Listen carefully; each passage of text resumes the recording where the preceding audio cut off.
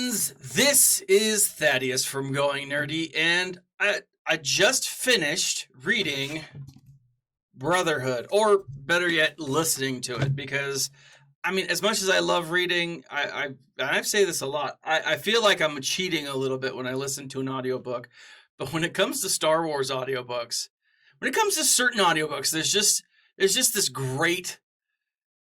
There's a greatness that just brings you in, that connects you, that makes you enjoy the ever-living crap out of what is being written or read. I mean, it's just another way to connect with the text, and I love it, guys. I gotta say, this is the first Star Wars book in a while that I've really enjoyed. I've read a few others that I felt like, all right, it's good. It's got some good background. It's got some good information. But really, the first one that I've read in a long while that I really connected with, that I really loved.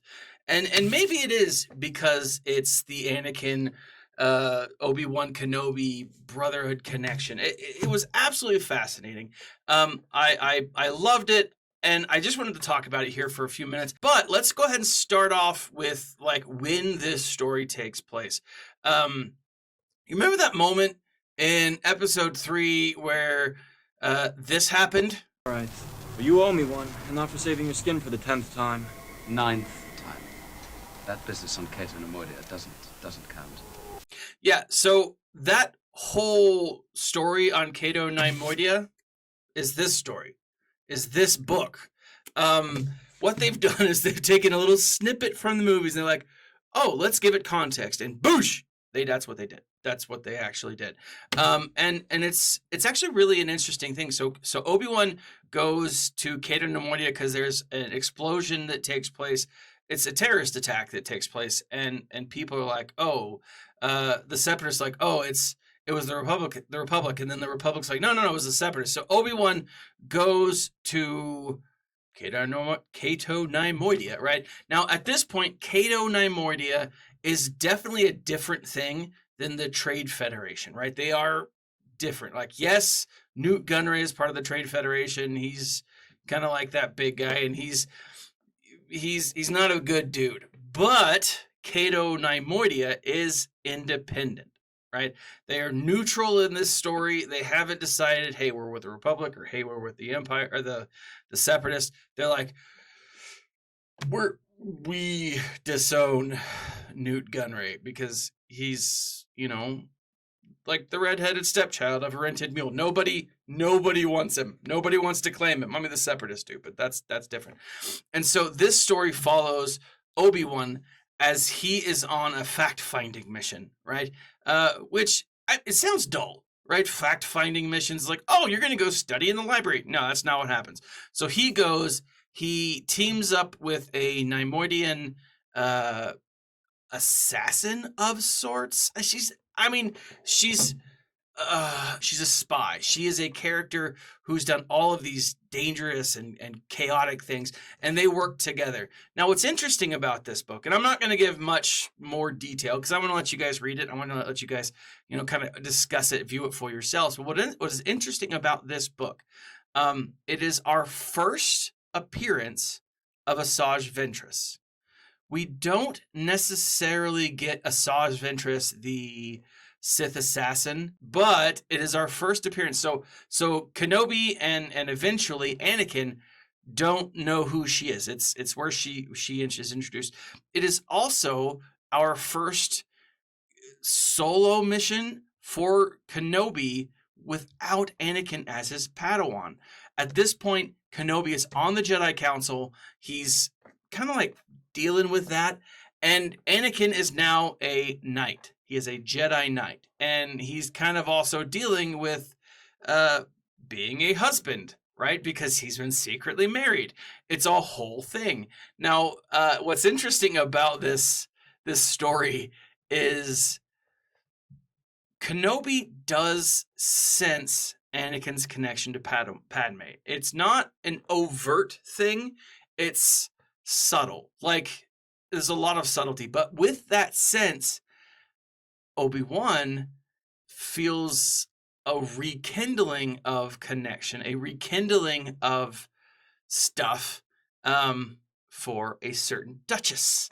Now, it's very back and forth. But what's really interesting is this story gives a lot of what I like to say is nuance to that moment in time. It tells us who Kenobi is. It gives us insight into Anakin and his whole mind frame. Anakin doesn't have a Padawan yet. Snips is not in the picture yet.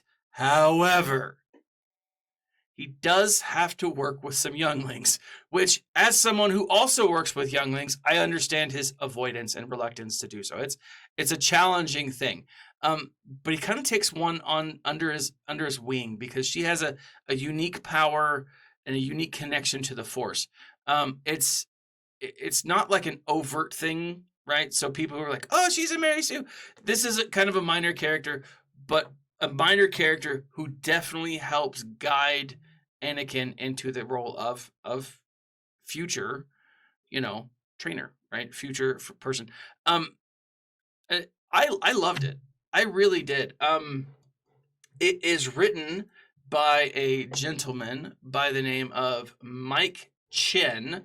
Now, I don't know a whole lot about Mike Chen, and I did read The Empire Strikes Back from a certain point of view.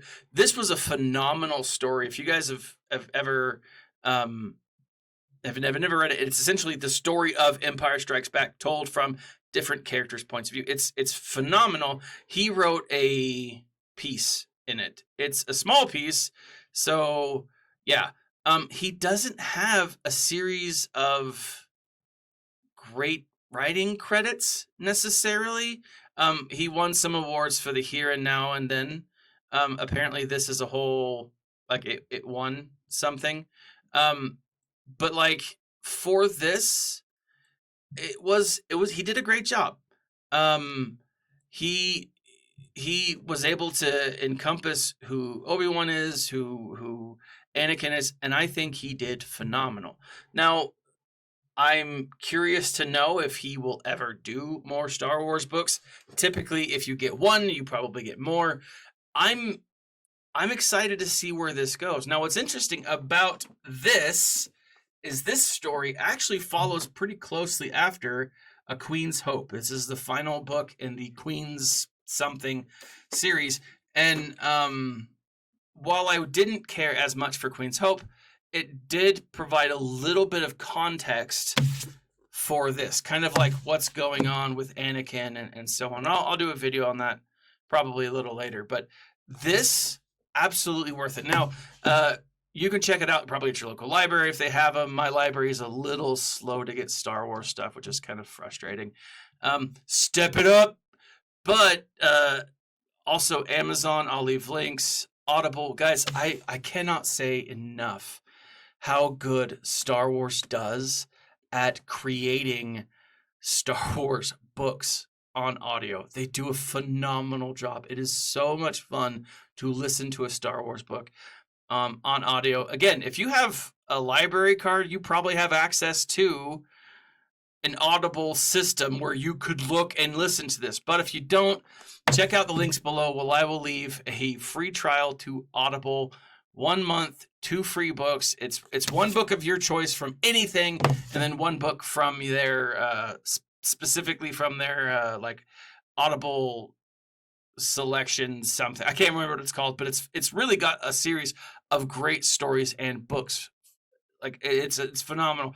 Give it a shot, but then tell me what you think. Now, if you find it at the library, you find it somewhere else, you sailed the 7 seas, I'm very curious your thoughts on this book. Tell me what you think. Leave a comment in the section below. As I said, in the section below, you'll find that link to Audible. You'll find that link to Amazon.